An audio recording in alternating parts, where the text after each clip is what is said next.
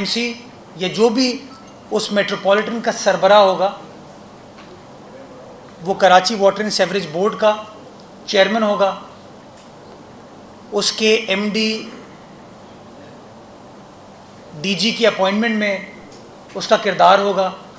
इसी तरीके से जो तरक्याती इदारे हैं KDA, LDA, MDA, HDA, SDA, Larkana development authority, जितने भी इदारे हैं, सिर्फ कराची स्पेसिफिक नहीं बल्कि सारे सिंध के तमाम अजला के अंदर उसका सरबराह, जहाँ पे मेट्रोपॉलिटन कॉरपोरेशन है उसका मेयर होगा, और जहाँ पे डिस्ट्रिक्ट काउंसिल का चेयरमैन है या वहाँ की म्यूनसिपल कमेटी का चेयरमैन है उसका सरबराह अब वो हो जाएगा। इसी तरीके से सॉलिड वेस्ट मैनेजमेंट बोर्ड, उसकी भी डिविजनल सतह के ऊपर इस वक्त सिंध सॉलिड वेस्ट कराची के 7 अजला में काम कर रहा है, तो कराची डिवीज़न का जो बोर्ड होगा उसका सरबराह मेयर होगा। हैदराबाद में अल्हम्दुलिल्लाह उसने काम करना शुरू कर दिया है, तो हैदराबाद का जो मेयर होगा, इसी तरीके से लाड़काना में काम करना शुरू कर दिया है, जो लाड़काना का मेयर होगा वो उसका सरबराह होगा। तो ये हमारी कमिटमेंट थी अरसा दराज से कि हम किस तरीके से बल्दियाती कानून को मज़ीद मौसर बनाएंगे, उसके अंदर चेक्स एंड बैलेंसेस के साथ मज़ीद इख्तियारात फराहम करेंगे। तो वो कमिटमेंट सिंध काबीना ने बाई सर्कुलेशन पहले मंजूर की थी और आज बाज़ाब्ता तौर पर उसकी रेटिफिकेशन भी काबीना ने कर दी। 2 और बड़े अहम इशूज़ काबीना के सामने आए जो मैं जिसकी निशानदेही आपके सामने करना चाहूँगा। पहला इशू है कि जो हालिया बारिशों की वजह से, सैलाब सिचुएशन की वजह से लोगों के अमलाक को जो नुकसान पहुँचा है, लोगों के घरों को जो नुकसान पहुँचा है, उसका कैसे मदावा किया जाए, कैसे लोगों को रिलीफ प्रोवाइड की जाए। इस हवाले से सिंध हुकूमत ने एक कंपनी इस्टेब्लिश की है जिसका नाम है Sindh peoples housing for flood affectees. ये 100% सरकारी कंपनी है, section 42 company, no profit no, Sindh peoples housing for flood affectees section 42 company है जो कि हुकूमत सिंध ने इस्टेब्लिश की है। No profit no loss section 42 का भी बुनियादी तौर पर मतलब है, और उसका बुनियादी जो दायरा कार है, जो बुनियादी मकसद होगा वो ये है कि जो हमारे भाई बहन, हमारे बुज़ुर्ग बच्चे जो हालिया बारिशों की वजह से जिनके घर मुतासिर हुए हैं, कुछ कम्प्लीटली तबाह हो गए घर और कुछ जो है वो पार्शली तबाह हुए, तो उनको किस तरीके से लुक आफ्टर किया जा सकता है, कैसे उनको कॉम्पनसेट किया जा सकता है। इब्तदाई जो हमारी असेसमेंट है जिसमें डिप्टी कमिश्नर के ज़रिए, local Mukhtiar car, assistant commissioners के ज़रिए जो तफसीलात हासिल की गई, उसके तहत तकरीबन कोई 17 से 19 लाख घर हैं पक्के या कच्चे जो कि हालिया बारिशों से मुतासिर हुए हैं। 17 से 19 लाख के दरमियान फ़िगर है, और ये मैं बताऊंगा कि फ़िगर क्यों वेरी कर रहा है, इसकी भी मैं आपको रीज़निंग दूंगा। इन 17 से 19 लाख में 10 लाख ऐसे मकान हैं जो कि मुकम्मल तौर पर तबाह हो गए हैं, और तकरीबन 7 से 9 लाख ऐसे मकान हैं जो कि पार्शली कुछ हिस्सा उसका तबाह हो गया, गिर गया, ख़राब हो गया। तो हुकूमत ने ये फ़ैसला किया कि इन लोगों को रिलीफ प्रोवाइड की जाए, और पाकिस्तान पीपल्स पार्टी की सिंध हुकूमत, बिलावल भुट्टो जरदारी साहब, आसिफ अली जरदारी साहब की सिंध हुकूमत जो है वो इन लोगों को अब रिलीफ देने का एक प्रोसेस स्टार्ट करेगी। फ़ैसला ये किया गया कि ये जो हमें डीसी साहिबान से डेटा मिला है, इसको अब एक मोबाइल ऐप के ज़रिए वेरीफाई किया जा रहा है, जिसके अंदर आपका जो लोकल निज़ाम है आपका, जिसमें मुख्तियार कार, टप्पेदार, असिस्टेंट कमिश्नर डीसी, आर्मी का नुमाइंदा, टीचर जो लोकल है वहाँ पे वो, इसी तरह लोकल गवर्नमेंट डिपार्टमेंट का नुमाइंदा, वो जा रहे हैं और वो वेरीफाई कर रहे हैं कि कौन सा घर, जो तफसीलात हैं कि आया वो घर डैमेज है नहीं है, जो तफसीलात प्रोवाइड की गई हैं वो दुरुस्त हैं या नहीं है। उसने वेरिफिकेशन का अपना प्रोसेस स्टार्ट कर दिया है, और उस वेरिफिकेशन के ज़रिए तकरीबन 40% रिकॉर्ड अब वेरीफाई हो चुका है। और अब तीसरे फेज़ में हम NGOs को हायर कर रहे हैं जो कि मकामी सतह पर, लोकल NGOs जो कि ऑलरेडी काम करती हैं सिंध हुकूमत के इश्तराक से, ताउन के साथ, उनको हम ये टास्क दे रहे हैं कि फ़र्दर इस रिकॉर्ड को आप वैलिडेट करेंगे और आप वेरीफाई करेंगे।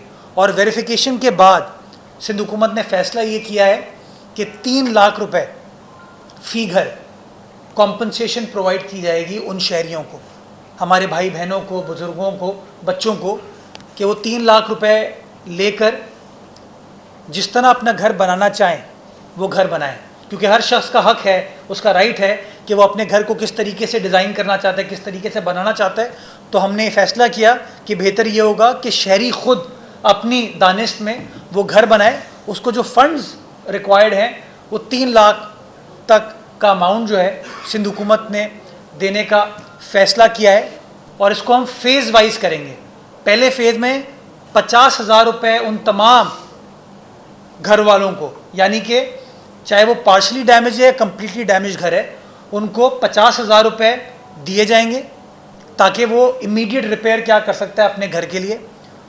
2-3 मॉडल्स क्लाइमेट चेंज के हवाले से सिंध हुकूमत फाइनलाइज करने वाली है, एक कंपनी फाइनलाइज करने वाली है एक्सपर्ट्स के ताउन के साथ। वो मॉडल्स फिर दिए जाएंगे ताकि वो मज़ीद कंस्ट्रक्शन जो है उस मॉडल के हिसाब से करे। और ये जो बाकी मैंने आपको 3 लाख में से 2.5 लाख का अमाउंट बताया, वो 2.5 लाख को स्टैगर किया जाएगा।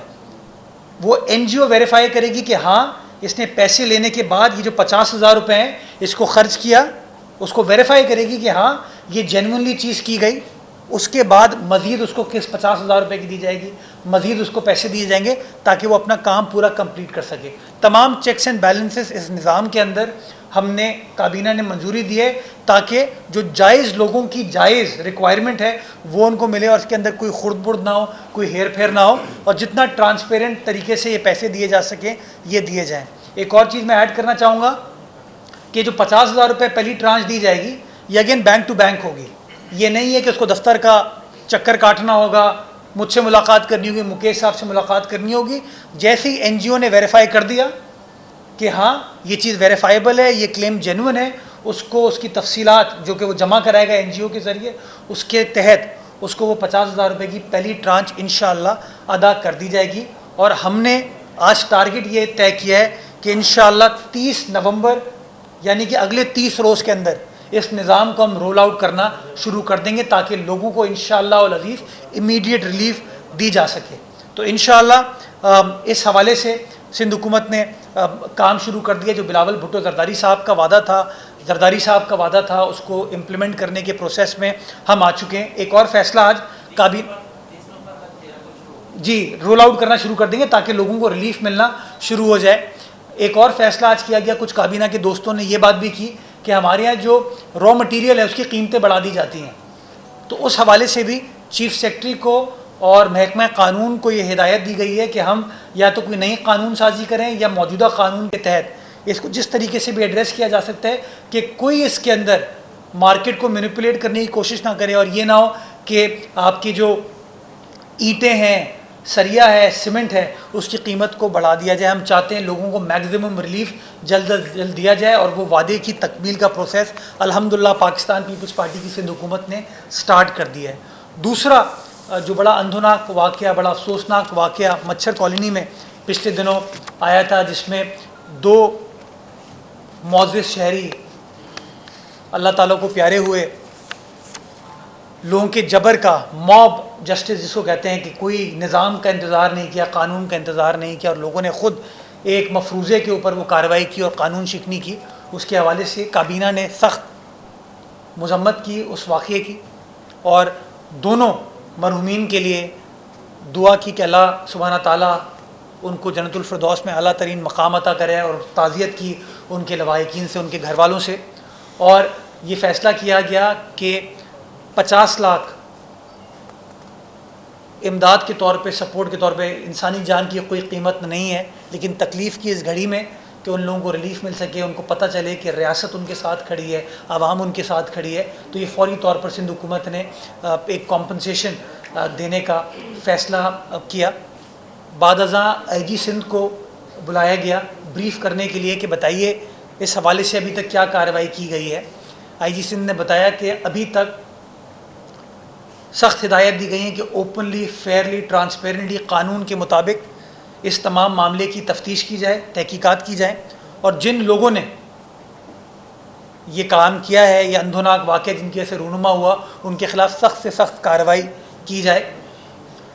काबीना को बताया गया कि अभी तक 59 अफराद ज़ेर हिरासत उनको लिया गया है, जिनमें से 15 अफराद की CCTV कैमरे के ज़रिए या बाकी जो वीडियो रिकॉर्डिंग्स थी उनके ज़रिए शनाख्त की जा चुकी है। और उन तमाम लोगों के ख़िलाफ़ कानून के मुताबिक जो शवाहिद की रोशनी में जो कार्रवाई बनती है वो कार्रवाई इंशाअल्लाह अज़ीज़ की जाएगी। और काबीना ने, वज़ीर आला सिंध ने इस बात पर ज़ोर दिया कि हमें अपने जो क्रिमिनल जस्टिस सिस्टम है उस निज़ाम को भी अब आसान बनाने की ज़रूरत है, ताकि ये लोग जो ये जबर करते हैं, ये जो मॉब मेंटालिटी है, वो शायद इसलिए करते हैं कि उनका यकीन उठता जा रहा है कि इंसाफ मिलेगा नहीं मिलेगा, लोग बेल पर रिहा हो जाएंगे। तो उसके ऊपर उन्होंने महकमा कानून को और आईजी सिंध को ये कहा कि आप कानून साजी जिस तरीके से इस प्रोसेस को आसान बनाने के लिए करने की ज़रूरत है वो कानून साजी की जाए, ताकि लोगों के अंदर हम ये कॉन्फिडेंस बिल्ड कर सकें। और एट द सेम टाइम एक काबीना की कमेटी बनाई गई है जिसमें इम्तियाज़ शेख साहब हैं, मैं हूँ, सादिक मेमन साहब हैं, होम सेक्रेटरी हैं और आईजी साहब हैं, जिसका बुनियादी काम यही होगा कि मुहरक़ात की निशानदेही करें कि लोग क्यों ख़ुद कानून शिकनी करते हुए ये मॉब जस्टिस करते हैं। तो इंशाअल्लाह उसके ऊपर भी सिफारिशात दे दी जाएंगी। एक और अहम कानून साजी जो आज सिंध हुकूमत ने जिसकी मंजूरी की है वो तेज़ाब का गलत इस्तेमाल है। उसकी रेगुलेट नहीं होता था कि उसकी सेल परचेज़ कैसे होगी, कौन लोग उसमें डील कर सकते हैं, कौन लोग डील नहीं कर सकते। तो अब एक नया निज़ाम मुरतब किया गया जिसके तहत प्रॉपर एनओसी ली जाएगी डिप्टी कमिश्नर से, उसके दफ्तर से, और जो एनओसी लेगा उसी को इसकी ख़रीदो फ़रोख्त करने की इजाज़त होगी, इस्तेमाल की इजाज़त होगी, और जो वायलेट करेगा उसके ख़िलाफ़ कानून के मुताबिक इंशाअल्लाह सज़ा भी दी जाएगी, कार्रवाई की जाएगी। इसी तरीके से जो हमारा 2014 का शहीद अफसरान का कानून था उसके अंदर भी अमेंडमेंट की गई है ताकि उसको भी ज़्यादा वाज़े किया जा सके, उसके अंदर जो इबहाम है उसको दूर किया जा सके, और जो लोग in the line of duty हमारी खिदमत करते हुए, हमारा दिफा करते हुए, कभी कभार ज़रूरी नहीं है कि आप दहशतगर्द का सामना कर रहे हो तो आप शहीद कहलाएं। बहुत सारे लोग हैं जो और बहुत सारे तरीक़ों से आपकी खिदमत कर रहे होते हैं, आपका दिफा कर रहे होते हैं और वो अल्लाह को प्यारे हो जाते हैं, तो उनको भी लुक आफ्टर करने के लिए इसकी डेफिनेशन की मज़ीद उसको वाज़े करने का आज फ़ैसला किया गया है। कुछ और मामलात के ऊपर मुकेश कुमार चावला साहब जी, कांस्टेबल्स की पोस्ट को भी अपग्रेड कर दिया गया, उसकी प्रेस रिलीज इशू हो गई तो मैंने नहीं कहा, लेकिन हाँ काबीना ने आज एक और हमारे पुलिस के कांस्टेबल्स के बारे में तो पहले फ़ैसला कर दिया गया था, आज जो हमारे प्रिजन से रिलेटेड कांस्टेबल्स हैं उनकी भी माशाल्लाह अपग्रेडेशन का फ़ैसला कर दिया गया। बाकी जो तफसीलात फूड से रिलेटेड है वो मुकेश चावला साहब आपको देंगे। थैंक यू जी।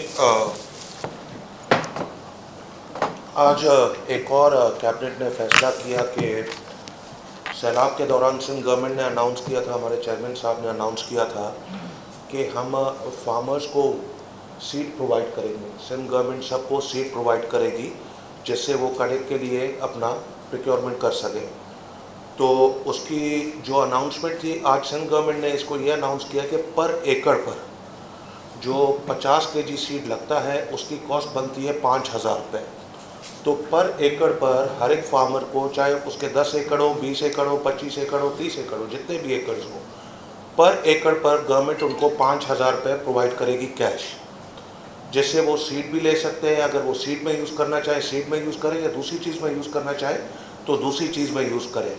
तो एक तो ये अनाउंसमेंट हुई, और दूसरा उसके साथ गवर्नमेंट इंश्योर करेगी कि जितनी भी वीट ग्रो होगी आने वाले सीज़न में उसका 30%, अगर किसी ने 10 एकड़ पर वीट उगाई है तो उसका 3 एकड़ वो भी बाउंड है गवर्नमेंट को देने के लिए, और गवर्नमेंट भी बाउंड है उनसे परचेज करने के लिए, जिससे एक फार्मर को एक और एडवांटेज भी मिलेगा और फ़ायदा भी मिलेगा।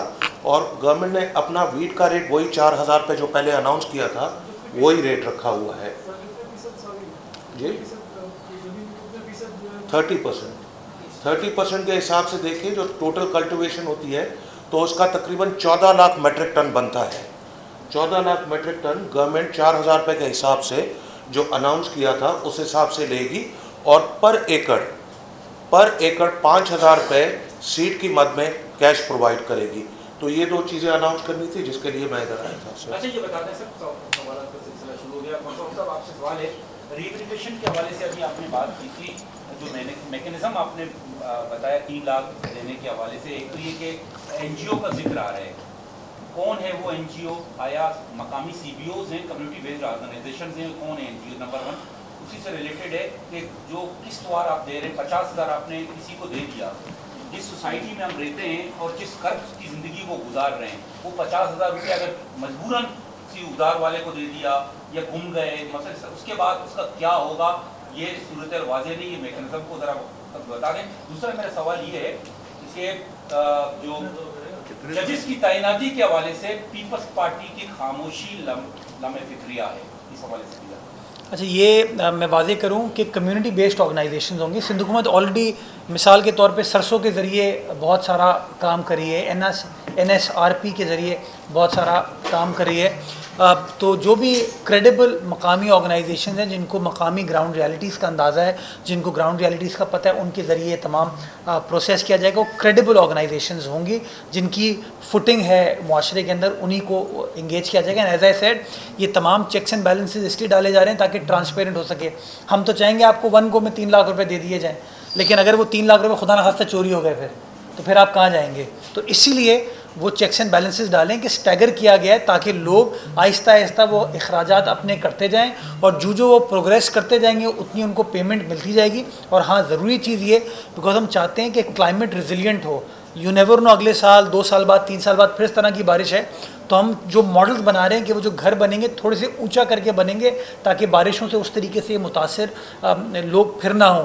तो हम चाहते हैं इसको भी मेक श्योर किया जाए, और उसके लिए ज़रूरी है कि आप पेमेंट को स्टैगर करके करें। तो इसलिए इसको हमने बिट्स एंड पीसेस में करें, लेकिन कमिटमेंट ये है कि जो अमाउंट कमिट कर रहे हैं 3 लाख रुपए, वो इंशाल्लाह सिंध की आवाम को दी जाएगी ताकि उनकी इस मुश्किल वक्त में पाकिस्तान पीपल्स पार्टी की सिंध हुकूमत जो है वो खिदमत कर सके। जजेस की अपॉइंटमेंट, अभी पार्लियामेंट्री कमीशन का इजलास हो जाएगा, हमारे जो मेंबरान मौजूद हैं उसके अंदर वो बात कर लेंगे। आपको पता है कि जुडिशल कमीशन ऑफ पाकिस्तान के अंदर नुमाइंदगी प्रोविंशियल गवर्नमेंट की नहीं होती, ना किसी सियासी जमात की होती है। उसके अंदर वफाकी वज़ीर क़ानून वफाकी हुकूमत को रिप्रेजेंट करते हैं और अटॉर्नी जनरल साहब रिप्रेजेंट करते हैं। तो उसमें बेहतर मौक़िफ़ जो है आपको उनकी जानिब से मिल सकता है। लेकिन मैं बहसीत क़ानून के तालिब इल्म के शोबे से ताल्लुक़ है मेरा, मैं बार बार ये कहता रहा हूँ कि एक निज़ाम होना चाहिए, रूल्स होने चाहिए जिसके तहत ट्रांसपेरेंट तरीके से जुडिशल कमीशन के रूल्स बनाए जाएं, और उन रूल्स के ज़रिए फिर अपॉइंटमेंट का प्रोसेस आगे बढ़ना चाहिए ताकि कोई शुकूक व शुबहात किसी के बारे में ना हो। मैं समझता हूँ सुप्रीम कोर्ट का एक एक जज जो है वो काबिल एहतराम है, वो हमारी तकदीर का फ़ैसला करते हैं। अगर उनकी ज़ात के हवाले से वो मिनट्स ऑफ द मीटिंग के अंदर ये जो पहले साउंड बाइट्स रिलीज़ हुए थे, किसी के बारे में कोई तफसीलात आती, मैं समझता हूँ ये गैर मुनासिब चीज़ है। तो ये फ़ैसले जितना कंसेंसस के साथ फैसले होंगे, जितना ट्रांसपेरेंसी के साथ और जितना in accordance with balanced rules किए जाएंगे, मैं समझता हूँ उतना बेहतर होगा। जो मैंने तफसीलात देखी हैं सिटिंग सुप्रीम कोर्ट के जजेस के अंदर, जो बाइफर्केशन है कुछ इश्यूज़ के ऊपर, वो एक ऐसा मामला है जिसके ऊपर कहीं ना कहीं मामलों को रिजॉल्व करने की ज़रूरत है। मैं नहीं चाहता कि हमारा division personal likes and dislikes के ऊपर होना चाहिए। हमारा काम सिर्फ एक है बहैसियत शहरी कि अदालतों को जो फ़ैसला है वो कानून के मुताबिक करना चाहिए, कानून का बोलबाला होना चाहिए। बैरिस्टर साहब एक सवाल है मेरा, पहले रिहेबिलिटेशन का जो ऐलान हुआ है अभी 330 अरब का जो ये प्रोजेक्ट है, तो कितने साल का ये प्रोजेक्ट होगा? आपके पास कहाँ से पैसे आएंगे? 110 अरब तो वर्ल्ड बैंक दे रहे हैं।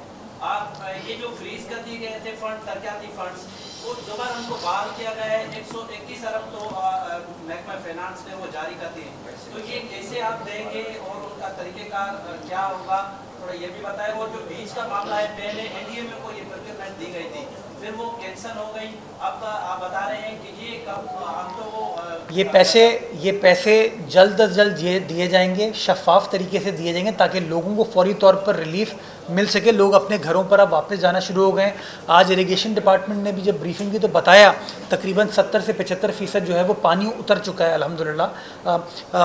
20-25% में, 30% में अभी भी पानी है, तो उसकी भी निकासी का प्रोसेस इस वक्त जारी है। तो लोग चूँकि अब अपने घरों की तरफ वापस गामजन हो रहे हैं तो उनको अपनी छत की ज़रूरत है। तो सिंध गवर्नमेंट चाहती है जल्द अज जल्द किया जाए। 30 नवंबर तक हम इसका रोल आउट का प्रोसेस स्टार्ट कर देंगे। पैसे वज़ीर आला सिंध कह चुके हैं, ये सिंध की आवाम की अमानत है, जहाँ कहीं से भी लाने पड़े हम वर्ल्ड बैंक के साथ भी इंगेज करें और मालियाती इदारों के साथ भी इंगेज करें। अपने बजट के अंदर कटौती करनी पड़ी वो भी करेंगे। ये सिंध की आवाम का पैसा और इंशाल्लाह पाकिस्तान पीपल्स पार्टी की सिंध हुकूमत ये पैसा उनको प्रोवाइड करेगी। इसमें मैं एक और आपको निशानदेही कर दूँ, सिंध का पैसा सुप्रीम कोर्ट ऑफ पाकिस्तान में भी मौजूद है। मैं बार बार इल्तमास करता हूँ, इल्तिजा करता हूँ, एक बार फिर इस मामले को रिपीट करता हूँ कि अगर, और मैंने पहले भी कहा है जब ये फ्लड्स हुए तो उसके फ़ौरन बाद एक प्रेस कॉन्फ्रेंस की थी, ये पैसा जो सुप्रीम कोर्ट ऑफ पाकिस्तान के पास आज पड़ा हुआ है, उस पैसे को अगर आप सिंध हुकूमत के हवाले कर दें, उसका एक फेयर मैकेनिज़्म बना दें, शफाफ मैकेनिज़्म बना दें कि कैसे लोगों को रिहेबिलिटेट किया जाएगा, लुक आफ्टर किया जाएगा, तो उस पैसे से भी आप सिंध की आवाम की इंशाअल्लाह खिदमत कर पाएंगे।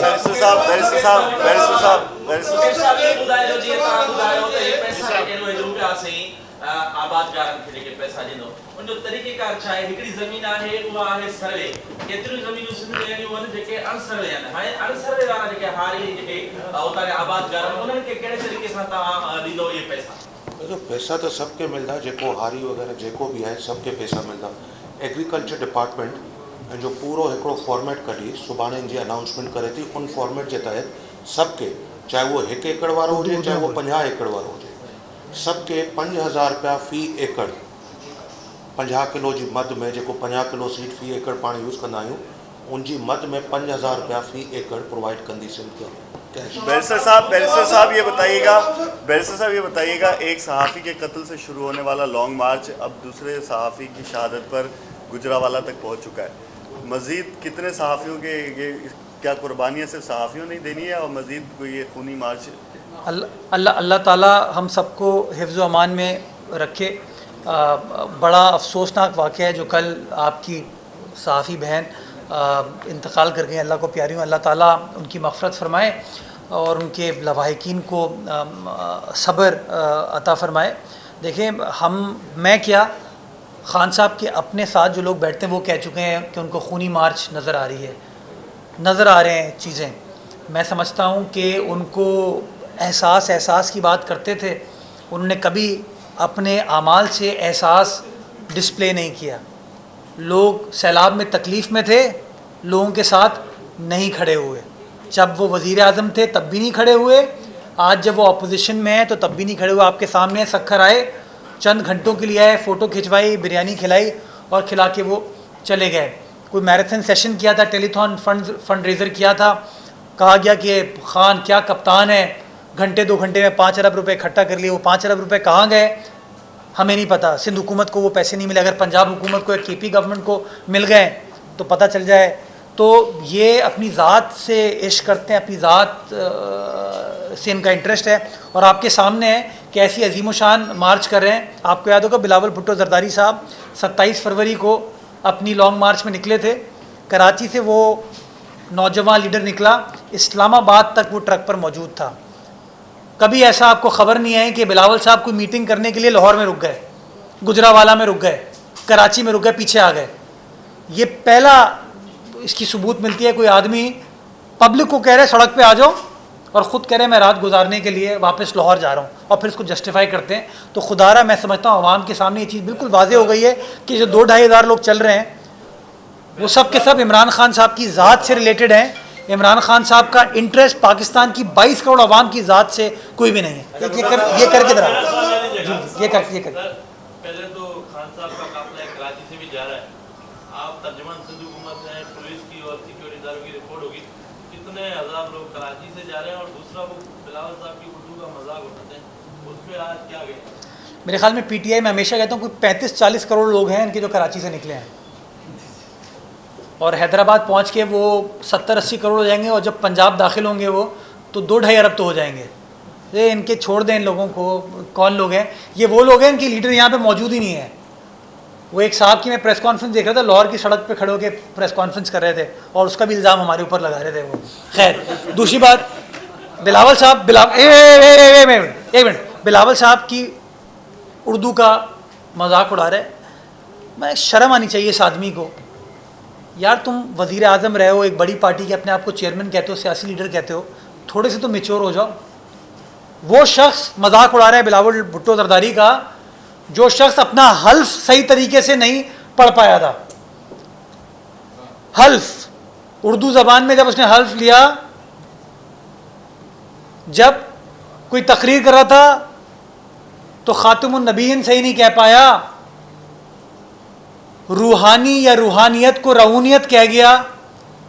वो शख्स मजाक उड़ा रहा है उस आदमी का जिस आदमी ने पाकिस्तान का FATF में मुकदमा लड़ा और कामयाबी से लड़ा कि पाकिस्तान एक बार फिर जो हमारे ऊपर हमें ग्रे लिस्ट में डाल दिया गया था, हम नॉर्मलाइज सिचुएशन में आ गए। उस शख्स का मजाक उड़ा रहा है जिसने कश्मीर का, पाकिस्तान का मुकदमा बैनुल अक़वामी सतह पर खैबर पख्तूनख्वा की आवाम का, जनूबी पंजाब का, बलूचिस्तान का, सिंध की आवाम का, जो सैलाब मुतासरीन लोग थे उनका मुकदमा बैनुल अक़वामी सतह के ऊपर लड़ा। वो शख्स मजाक उड़ा रहा है जो जापान जर्मनी का डिफरेंस नहीं पता। वो शख्स मजाक उड़ा रहा है जो साल के 12 मौसम कहता है। खुदारा तुम्हारे मजाक में 4 साल में तुमने पाकिस्तान की 22 करोड़ आवाम का मजाक उड़ाया है, पाकिस्तान के जमहूर का, पाकिस्तान की मईशत का मजाक उड़ाया है। और उसका जवाब पाकिस्तान की आवाम ने आपसे लिया जब एक आईनी जमहूरी तरीके से आपको घर भेज दिया गया। अब आप नाराज हो रहे हो, खफा हो रहे हो, रात को कुछ कहते हो, दिन में कुछ कहते हो। 4 महीने पहले तकरीर में कहते हो कि भुट्टो साहब जैसा लीडर कोई नहीं था। मार्च में तकरीर में कहते हो कि भुट्टो वो लीडर था जिसके ज़माने में इंडिपेंडेंट फॉरेन पॉलिसी थी, बहादुर आदमी था, अपने पैरों पर खड़ा हो गया। और आज कल तुम कामोकी के मकाम पर खड़े होकर कहते हो, भुट्टो साहब के खिलाफ बात करते हो। वो खुदारा इस्तकामत लाओ अपनी बातों में, कंसिस्टेंसी लाओ, स्टेबिलिटी लाओ।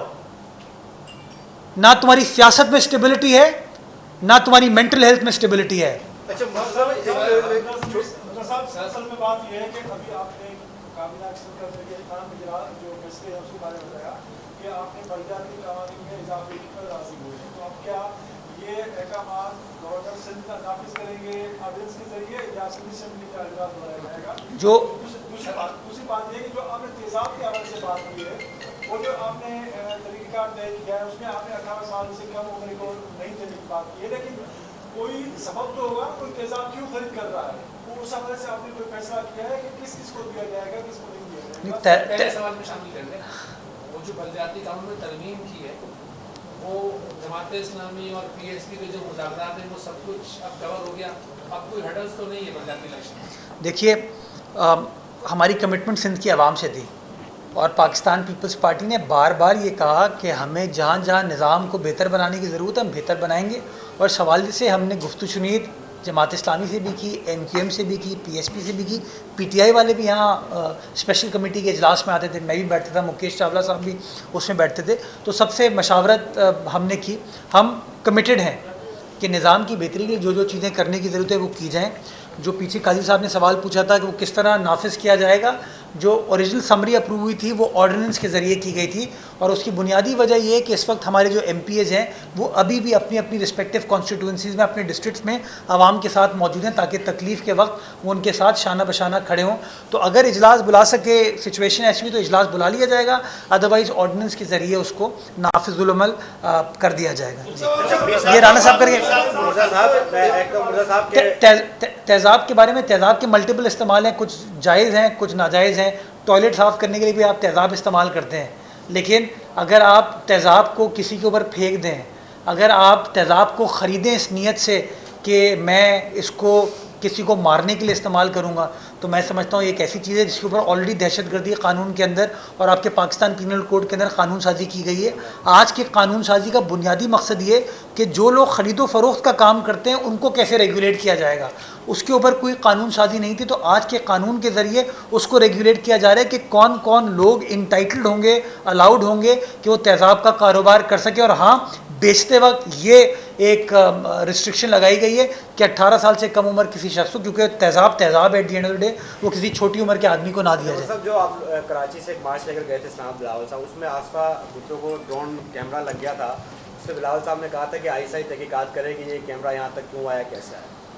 उसके बाद हमने देखा कि वज़ारत ख़ारजा ने एक लेटर लिखा, मकसूद मेमन साहब ने प्रोटोकॉल तोड़ा, सेक्रेटरी जनरल का उनके कमरे में ज़बरदस्ती घुस गए, पुलिस एहलकारों को वो किया और चले गए।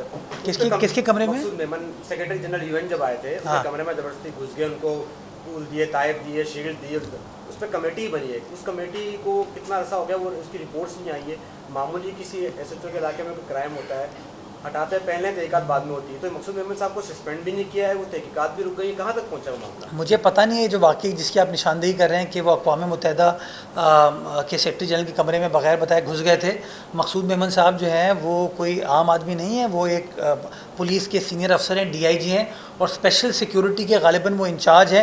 मेरी बात इन्होंने प्रोटोकॉल की खिलाफ वर्जी की, उस पर हुकूमत ने तहकीकाती टीम भी बनाई कि कैसे होगा। राना साहब मुझे चूँकि देखें मैं ब्लफ नहीं करता हूँ ना मैं गलत बयानी करता हूँ, जो चीज़ मुझे नहीं पता होती मैं उसके बारे में बरमला कहता हूँ, तो मैंने कहा मेरी नॉलेज में नहीं है। मैं सिर्फ आपको बताना ये चाह रहा हूँ कि वो कोई ऐसा राहगीर नहीं है, वो क्यों कोई प्रोटोकॉल तोड़ेगा। At the end of the day वो जो भी डिग्निटरी आता है इस सूबे के अंदर उसकी सिक्योरिटी के ऊपर वो शख्स भी तैनात होता है, उस टीम को वो मॉनिटर करता है। अभी इंटरनेशनल क्रिकेट टीम्स कराची जब आती हैं तो नेशनल स्टेडियम हो, होटल हो, वो तमाम सिक्योरिटी का इंचार्ज जो है वो आपका स्पेशल सिक्योरिटी यूनिटी होता है जिसको मकसूद मेमन साहब सरबराही करते हैं। तो मेरे पास पर्सनल इन्फॉर्मेशन है, मैं चेक कर लूँगा और चेक करने के बाद आपको बता दिया जाएगा। मेरा सवाल ये है कि इलेक्शन कमीशन ऑफ पाकिस्तान ने सिंध हुकूमत को खत लिखा था कि हम जल्द अज जल्द इलेक्शन कराना चाहते हैं, 2 दिन के अंदर जवाब दिया जाए। आज 31 तारीख को महकमे दाखिला से जवाब तलब किया गया था, कब बलदियाती इंतखाबात कराने जा रहे हैं? दूसरा मेरा सवाल ये कि मच्छर कॉलोनी का जो वाक़या हुआ है उसका जो मेन मुलजिम है जो लोगों को उकसा रहा था लड़ाने के लिए, एक मस्जिद का पेश इमाम, उसकी ज़मानत कैसे हो गई है? उसको अभी तक क्यों गिरफ्तार नहीं किया गया? साकी साहब ज़मानत ना मैं देता हूँ ना मुकेश देते हैं ना आप देते हैं। ज़मानत जो देता है उनसे आप पूछ लीजिए, पुलिस ने ज़मानत नहीं दी। नंबर 1। नंबर 2 ये तहकीकात अभी भी चल रही है, मुझे नहीं पता मरकज़ी मुलजिम कौन है कौन नहीं। पुलिस ने जो आज तफसीलात दी 59 लोग अरेस्ट हुए हैं जिनमें से 15 का incriminating evidence by way of video आ गया है।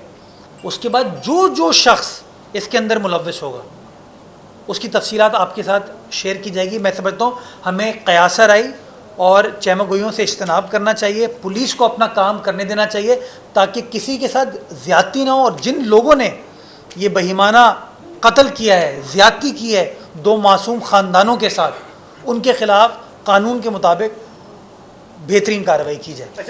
ये करके मैं इधर आ रहा हूँ।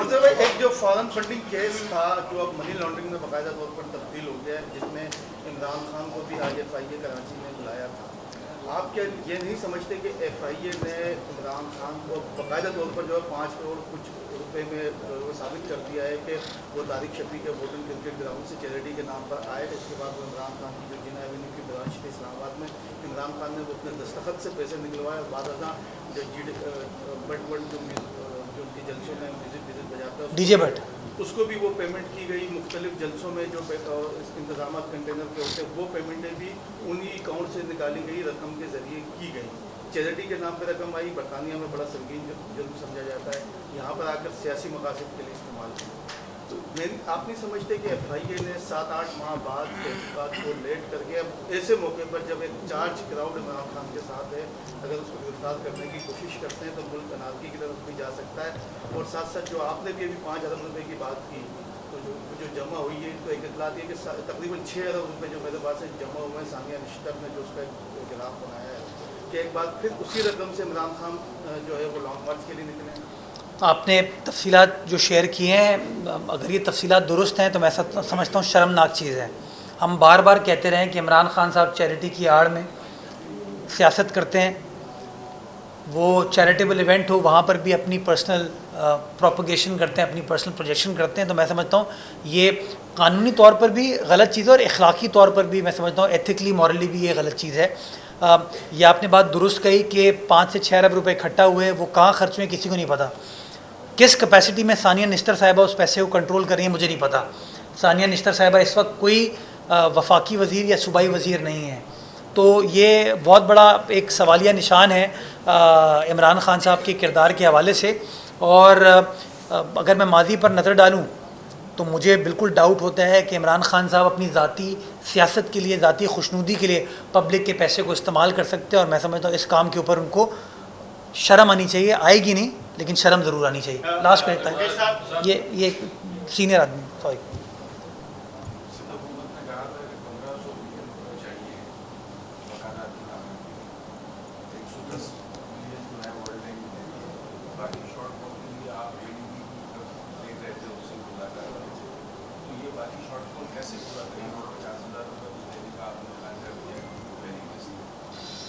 शॉर्टफॉल देखें, चाहे वर्ल्ड बैंक है, चाहे एशियन डेवलपमेंट बैंक है, चाहे गवर्नमेंट का अपना बजट है, फेडरल गवर्नमेंट इसके अंदर इन्वॉल्व है। मैंने आपको बताया सुप्रीम कोर्ट में हमारे पैसे मौजूद हैं।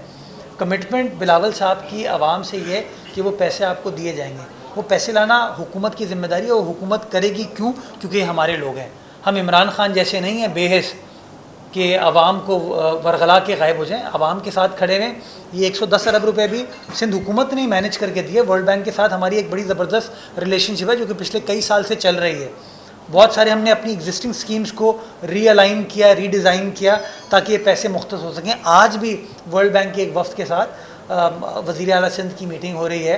एशियन डेवलपमेंट बैंक के साथ हमारी पिछले हफ्ते मीटिंग हुई थी। तो हम इंगेज करें इंशाल्लाह। ये कमिटमेंट है सिंध की आवाम के साथ। दुख सुख हर वक्त पाकिस्तान पीपल्स पार्टी की सिंध हुकूमत खड़ी और इंशाल्लाह ये चीज़ पूरी करके देंगे। लास्ट बस साहब, इलेक्शन कमीशन के हवाले से सवाल का आपने जवाब नहीं दिया। दूसरा ये कि सिंध के अस्पतालों में पैरामेडिक और नर्सिंग का स्टाफ जो है वो रोजाना हड़ताल कर रहा है। उनका जो अलाउंस का मामला है उससे काबीना ने हल क्यों नहीं किया?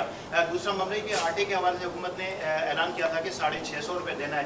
तो ट्रक तो रस्ते पर नजर आ रहे हैं, मगर जो चक्की आटा मिल, फिरोर मिल, उनके पास ना तो बैनर नजर आ रहे हैं, ना किसी को वो दाखिल होने देते हैं। तो वो आटा, वो चक्की जिनको सब्सिडी मिल रही है वो कहाँ जा रही है, क्यों नहीं दे रहे?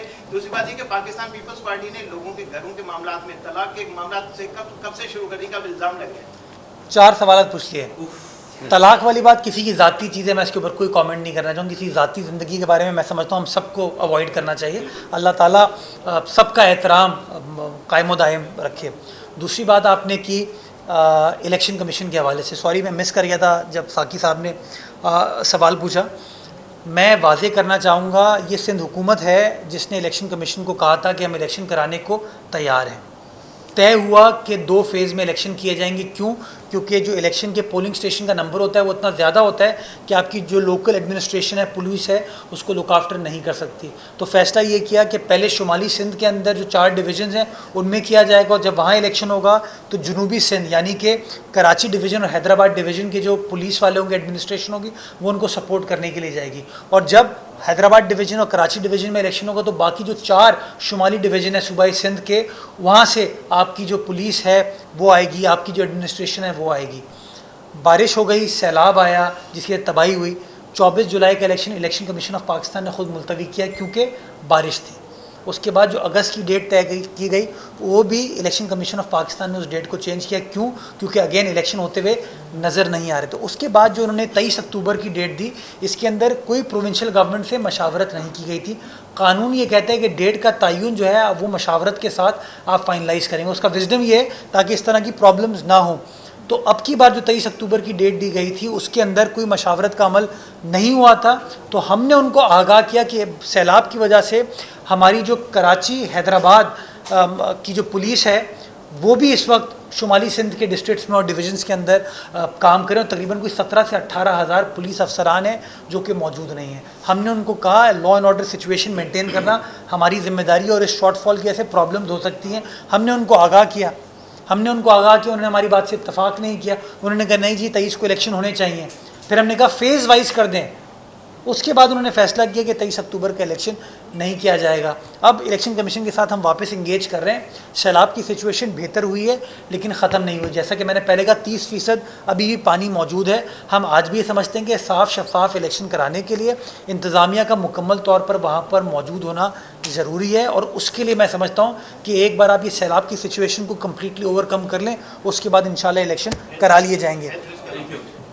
हेल्थ रिस्क अलाउंस के ऊपर आज काबीना में बिल्कुल बात हुई और काबीना के तमाम मेंबरान ने मुत्तफ़िका तौर पर ज़बरदस्त खिराज तहसीन पेश किया अपने तमाम डॉक्टर्स को, पैरामेडिकल स्टाफ को, कि उनकी बड़ी मेहनत थी, बड़ी सपोर्ट थी जिसकी वजह से हम कोविड सिचुएशन को अंडर कंट्रोल रख पाए। इंशाल्लाह मुस्तकबिल में, फ्यूचर में इस हवाले से हम फैसला कर लिया जाएगा। एक मिनट, मुकेश आटे का जवाब देंगे। जी बिल्कुल, आटा जो गवर्नमेंट ने अनाउंस किया था 650 रुपये के हिसाब से, 65 रुपये kg के हिसाब से बिल्कुल अवेलेबल है मार्केट में। और डेली के कम से कम 1.5 से पौने 2 लाख बैग्स खाली कराची में 10 kg वाले प्रोवाइड किए जा रहे हैं। और डिफरेंट पॉइंट पर और मोर देन 200 डिफरेंट पॉइंट्स पर ट्रक्स अवेलेबल हैं कि जो भी चाहे रोड साइड पर भी आटा ख़रीदना चाहे बिल्कुल अवेलेबल है। जहाँ तक चक्की वाली बात की, उसको मैं इंश्योर करता हूँ कि जैसे फ्लावर मिल्स की ट्रक्स अवेलेबल हैं, चक्की का आटा भी अवेलेबल किया है। इंशाल्लाह। Thank you. साथियों से मुताबिक आखिरी सवाल, साथियों से, सर ये सवाल बहुत जरूरी है साथियों से मुताबिक। सर साहब, ये तो मना ही नहीं कर सकता। सर वर्किंग जर्नलिस्ट माइक लेकर लीडरान के पीछे भागते हैं शॉर्ट्स के लिए, ये वाकया पेश आया, दिलखराश वाकया पेश आया। आपसे दरखास्त से आप कानून साजी करते हैं, तो जो वर्किंग जर्नलिस्ट है कराची या सिंध के लिए, उनके लिए कोई इंश्योरेंस पॉलिसी मुरतब करें, उसकी मंजूरी कराएं, ताकि अगर किसी का वाकया पेश आ गया। आपका अच्छा आइडिया है। आपका जो जर्नलिस्ट प्रोटेक्शन बिल है वो भी सिंध हुकूमत ने आज इसलिए नहीं बन पाए क्योंकि वज़ीर इत्तलात थे, वो आज ज़ाती किसी वजह से काबीना का इजलास अटेंड नहीं कर पाए, तो इसलिए अगले इजलास के लिए उसको डेफर किया। क्योंकि मुनासिब चीज़ यही होगी, जिस वज़ीर ने माशाल्लाह मेहनत की इस काम को यहाँ तक पहुँचाने में, उसको वहाँ पर मौजूद होना चाहिए। तो इसलिए उसको अगली काबीना के इजलास में मौखर कर दिया गया। तो देख लेते हैं इसको। मैं मिनिस्टर साहब से मैं ही बात करूँगा, मुकेश साहब भी बात करेंगे कि इसके ऊपर कोई कानून साजी की जाए। Thank you.